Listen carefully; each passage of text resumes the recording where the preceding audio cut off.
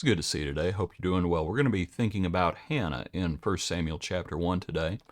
Our hymn is Nobody Knows But Jesus. Nobody knows the burdens I bear. Nobody knows but Jesus. Nobody helps me to carry my cares. Nobody helps like Jesus. Oh, I tell him all my grief. Tell it all to Jesus. He doth give me sweet relief. Jesus, blessed Jesus.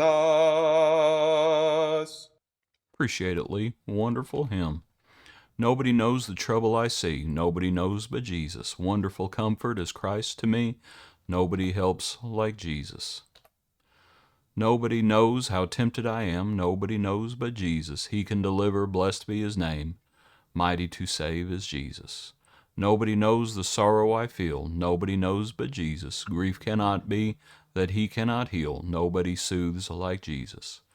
Help me to sing his mercy and grace. Help me to sing of Jesus. Soon shall we meet before his dear face. Soon we shall meet with Jesus. Had not heard that one before, needless to say. Wonderful, wonderful hymn. 1 Samuel chapter 1, verse 1. There was a certain man of Ramathaim Zophim of the mountains of Ephraim. His name's Elkanah. And Elkanah had two wives. The name of one was Hannah and the other Peninnah. Peninnah had children, but Hannah had no children. And this man would go up from his city yearly to worship and sacrifice the Lord of hosts in Shiloh. And also two sons of Eli, Hophni and Phinehas. They were there. They weren't worth a whole lot. Anyway, whenever the time came for Elkanah to make an offering, he would give portions to Peninnah his wife and to all her sons and daughters, but to Hannah he would give a double portion. For he loved Hannah, although the Lord had closed her womb. And her rival, talking about the wife, the other wife, also provoked her severely to make her miserable, because the Lord had closed her womb. And as we think about our hymn, and we think about the grief and the sorrow and the burden that we bear, and often only the Lord knows, but how sad it is to have adversaries in our lives. And some people think, oh, you know, they think everybody's your friend. And that's just not the case. That as we go through life, we'll have adversaries. And how sad it is when our adversary might even be someone in our own family. That happens from time to time, and it's a sad thing. You might think about David and Absalom. You might think about Solomon and his wives. You might think about Jesus and Judas.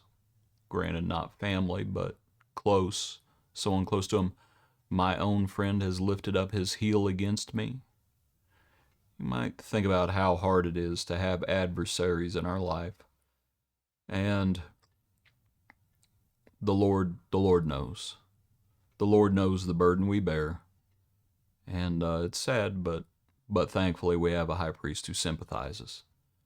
And he is compassionate, and so we cast our cares upon him.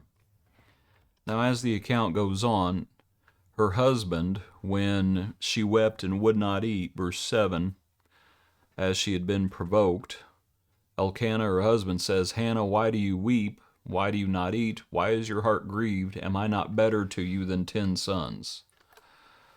And in my notes, I put it like this: a lack of comfort and a lack of understanding. And we will have people in our lives who don't understand, and people who may think they're comforting us, like Job's friends, and they're very sorry comforters. And I know Elkanah loved her, but she doesn't feel better at this point. She is not glad at this point. And so she goes, and she's in bitterness of soul, verse 10, and she is speaking to the Lord. She made a vow, and she continued praying. Hannah spoke in her heart, only her lips moved, but her voice was not heard. And therefore Eli thought she was drunk, and Eli said, how long will you be drunk? Put your wine away from you. And a lack of compassion and a lack of understanding. And again, the Lord understands. The Lord understands. Other people may not know our burdens, our trouble, our temptations, our sorrow, but the Lord knows. And so we sing His mercy and His grace. Back to the passage. Hannah says, nope, I'm not drunk. And Eli, to his credit, does say, go in peace, and the God of Israel grant your petition which you've asked of him. And she said, let your maidservant find favor in your sight. So the woman went her way and ate, and her face was no longer sad. And it's a wonderful thing that in the Lord we have hope and we have confidence. Samuel was not born yet. He would be, but not yet. But she goes her way, and her face was no longer sad. She had hope, and she had confidence. She'd cast her cares upon the Lord, and the Lord would hear that prayer. And when Eli says, may the Lord grant your petition, not sure how much I don't think he understood, but the Lord's going to grant that petition. And Samuel is going to be born. And all of a sudden we're going from the time of Judges, where everyone's doing what's right in their own eyes, to now we're in the time of Samuel. We're not far removed from it. We're coming into some time of difficulty, because we know what's going to happen when Samuel's a boy. The Ark of the Covenant's going to be taken by the Philistines. We got to get past that to get into the time of Samuel judging. But Samuel's about to be born. Appreciate you. Hope you have a good day. Join us tomorrow for another portion of our daily praise.